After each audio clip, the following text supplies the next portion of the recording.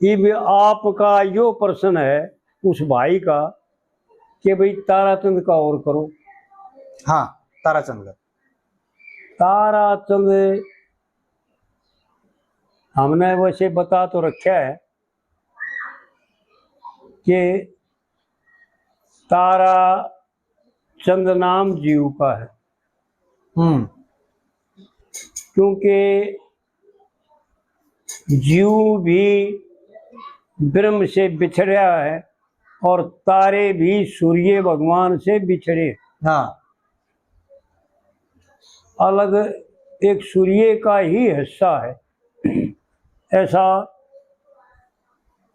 विज्ञान वाले लोग तो यूं बताते हैं कि सूर्य भगवान चक्कर काटता था ना, जब उसमें तो ये जो है ना छींट पाट के ने ऐसा बताते हैं ना जी कि ये तारे बन रहे चमके हैं और ये लोक अंतर है, ऐसा भी बताते हैं ना। लेकिन जो तारा टूट जाता है और टूट करके एक नीचे को आता दिखता है, नजर आता है, फिर खत्म हो जाता है। इसी प्रकार यो जीव भी जीव भाव तक, शरीर भाव तक तो इसकी उम्मीद रहती है कि वापस चला जाएगा अपने ठिकाने जी। लेकिन जब ये 83,99,999 यूनि प्राप्त करनी शुरू कर देता है जी, इस मनुष्य शरीर में ऐसे कर्म कर लेता है तो फिर जो है ना बहुत दूर चला जाता है। इसी प्रकार पंडित जी ने जो है ना इस किस्से का वर्णन किया ताराचंद जीव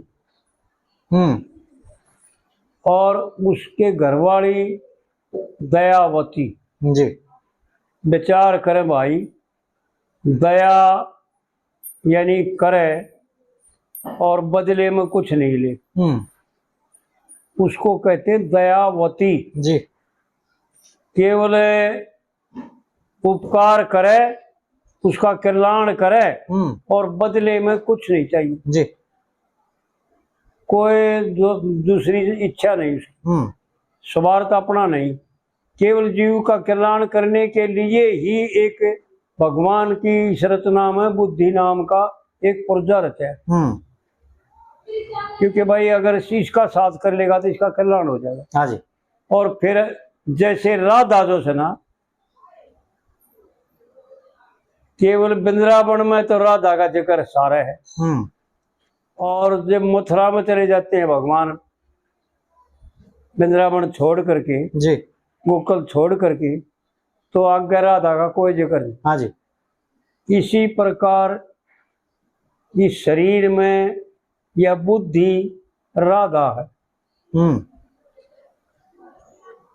राधा नाम से जब तक यो जीव ज्ञान के मार्ग में चलता है ना जब तक इसका साथ देती है। हाँ जी।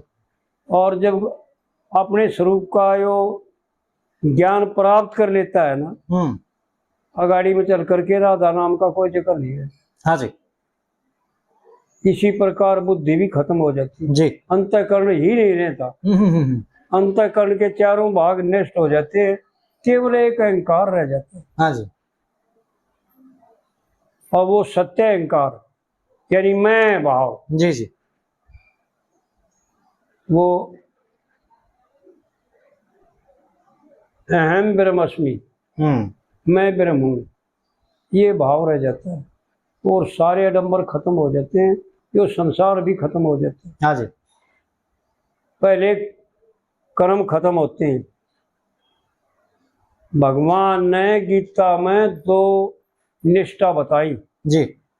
हे अर्जुन, ज्ञानियों की तो संन्यास योग से की निष्ठा और अज्ञानियों की कर्म योग से निष्ठा। जी। क्योंकि जब तक अज्ञान है जब तक कर्म का अधिकारी है। बिल्कुल। कर्म करके, शुभ कर्म करके, अच्छे कर्म करके, जीव मात्र का भला चाह करके और जीव मात्र को सुख पहुंचा करके और यज्ञ हवन तप दान करके यानी वृक्षों तक का भी उद्धार करना है इसने। जी। क्योंकि 5 ऋण हैं इस जीव पर। जब ये जीव भाव में आया तो इसको 5 कर्ज होगी और उन कर्जों को तारना पड़ता है जी। 5 तेरे शब्द है ऐसा प्राचीन के जमाने में हम गाया करते, जब शब्द गाया करते बहुत गाए हमने जी। 5 तेरे मांग मांगे नेतु ठंड भरिए और बिना दिए तेना नहीं सरेगा पर बुरे से डरिए कोई रे विद मिलन की करिए। हाँ ये शब्द की टेक थी जी। तो 5 ऋण हैं ऐसा बताते हैं शास्त्रकार जी। पितृ ऋण, ऋषि ऋण, देव ऋण और स्वयं ऋण। स्वयं अपने आप का जो दोष है उसको बोझ ढोना तो मेरा काम है, मेरा बोझ तो मैं ढोऊंगा ना। और ईश्वर ऋण यानी अतिथि ऋण कह दे, उसने ईश्वर ऋण कह दे। हाँ जी। ये 5 ऋण हैं और इनको पूर्ण होने के लिए ये तर्पण वगैरह संध्या वगैरह और ये सेवन पूजन यजन ये इन 5 ऋणों से पूर्ण होने के लिए किए जाते जी जी। क्योंकि ऐसा बताते हैं कि झाड़ू से जीव मरते हैं, झाड़ू देते हैं हम घर में। हाँ जी हाँ जी हाँ जी। तो उससे जीव मरते हैं।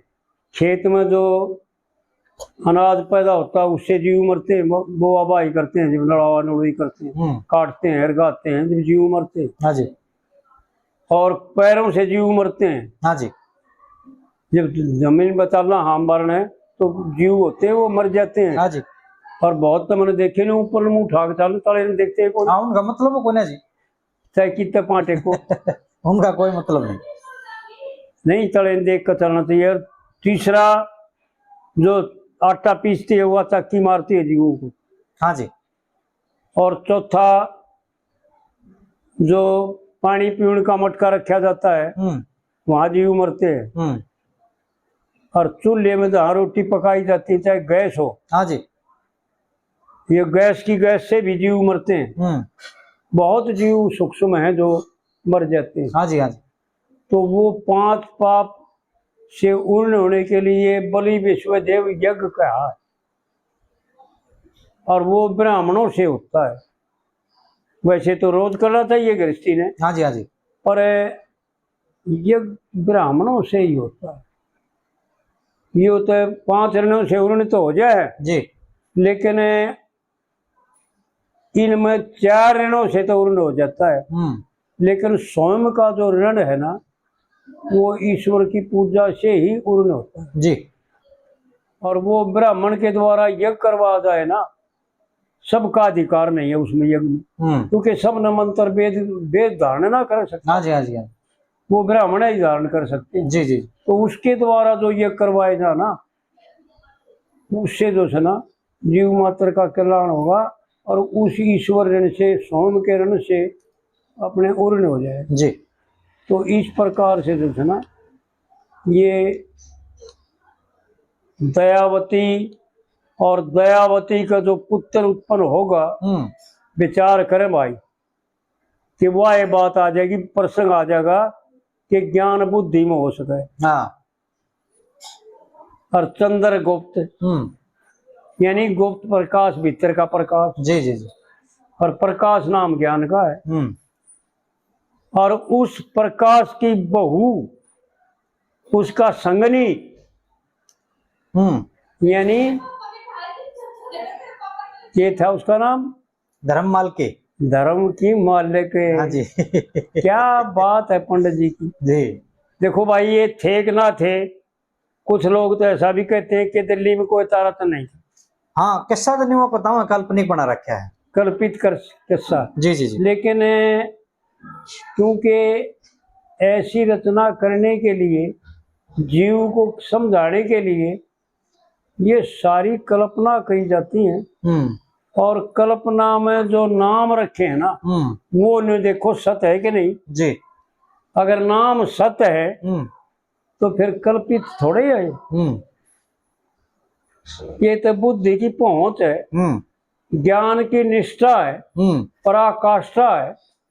उनकी कहाँ तक पहुंच थी योगी पुरुष से, उन्होंने ऐसा दर्शाया है जी कि क्या है और क्या नहीं।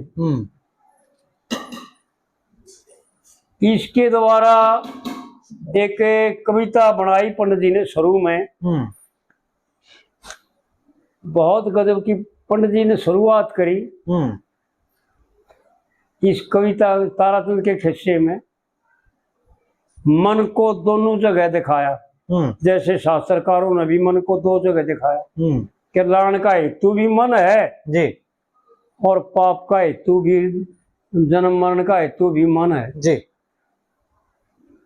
इसी प्रकार जो है ना, पंडित जी ने इस कविता में जीव के साथ मन को नाम रखा हरि राम। हरि राम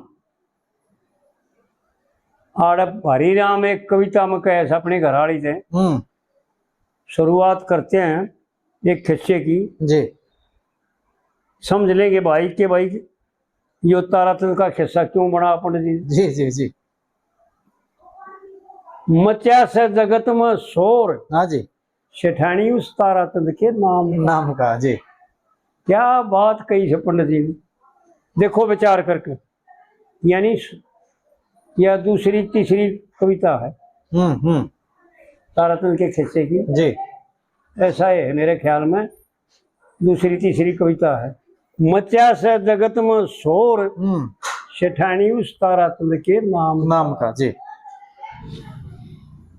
जितना भी प्रपंच है, ज्ञान दृष्टि से देखो भाई, गहराई से देखो भाई, न्यू उस वाली बात नहीं भाई, अंधे अगर हो अपने अपनी भी खो, ऐसा नहीं।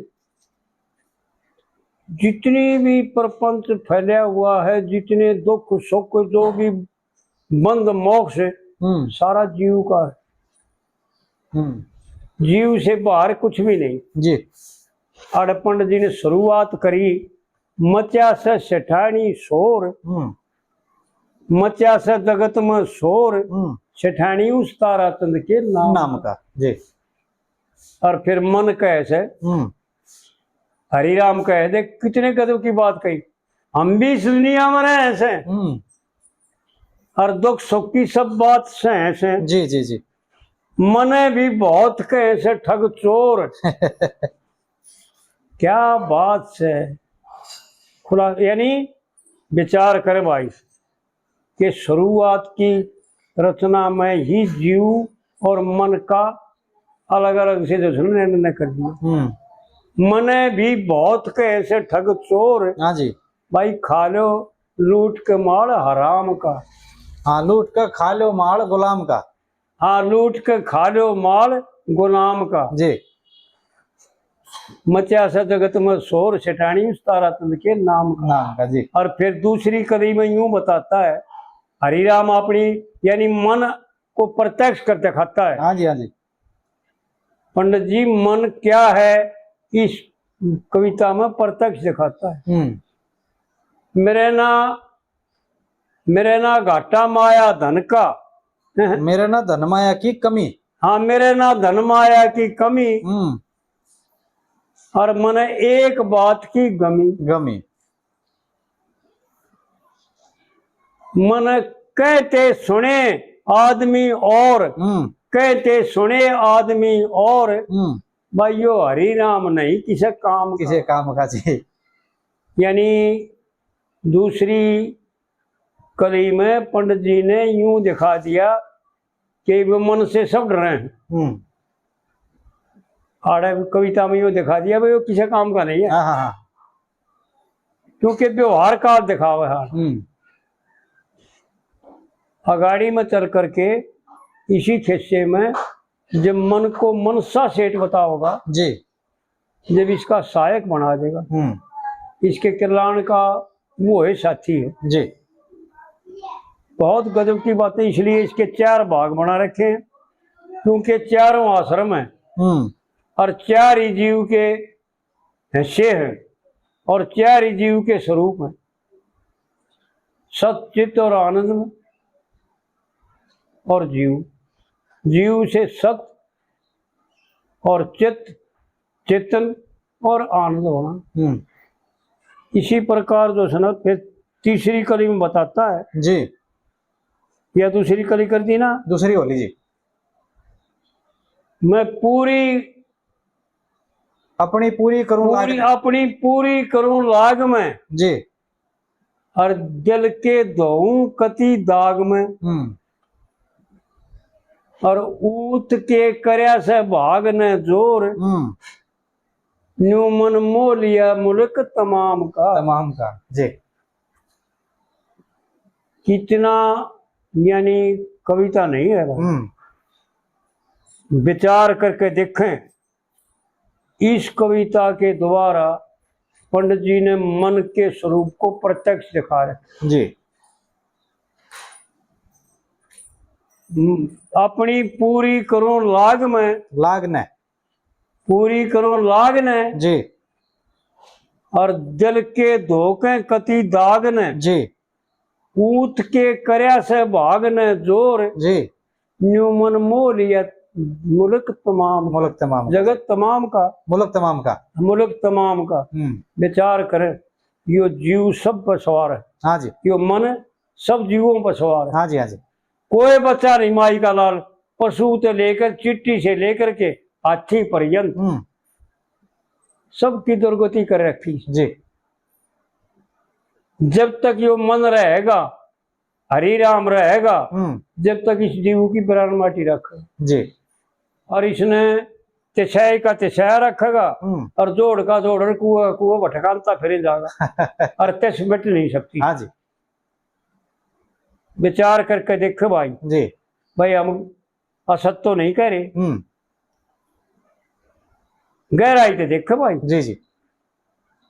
और जब यो मनसा सेठ बनेगा ना, इसकी चौथी और क्या दिन देख बे हैं, चौथी आज बस चौथी कली रह रही है जब इसकी। और जब यो मनसा सेठ बनेगा ना, जब इसकी आगे देखे कविता, अगाड़ी में चल करके कविता देखे। हाँ, वहाँ भाव बदला है। हाँ, बहुत गजब की बातें हैं। जी जी जी।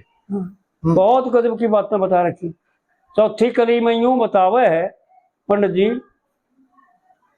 मेरे सब छुट गए ऐसा आनंद, और गले में लिया घाल विपत का फंद,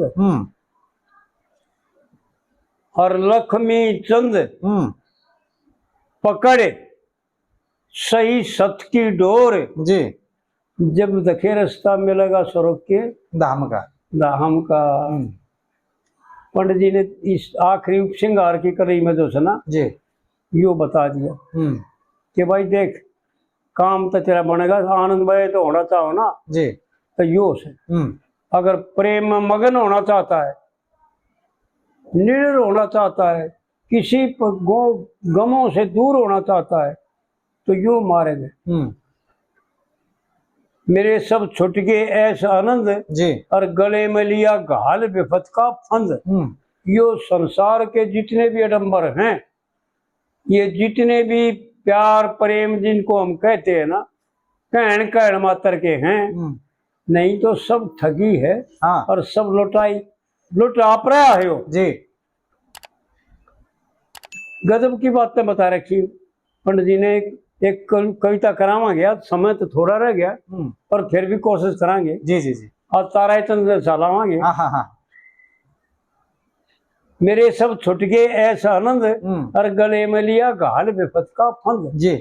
और लक्ष्मी चंद पकड़ सही सत की डोर, जी, जब रास्ता मिलेगा स्वर्ग के धाम का। जी।